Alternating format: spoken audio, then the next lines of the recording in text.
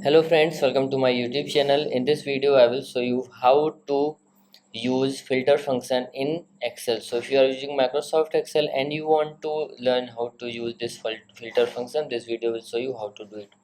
Here you will see I have created this table. Okay, so this is employee name, this is the location, and this is sale. This is sale for 2022, this is sale for 2023, and this is sale for 2024. And here you will see this is I have also created this table where I want to include the employee from the location. Okay, I want to include the employee from India in this table, okay, or in this column. Here from England, here from Australia, and here from South Africa. So what you have to do, you have to just apply that filter function equals to, type filter, okay, then click on it, then it will ask for array. So in array you have to choose the employee name, whole employee name, okay, comma.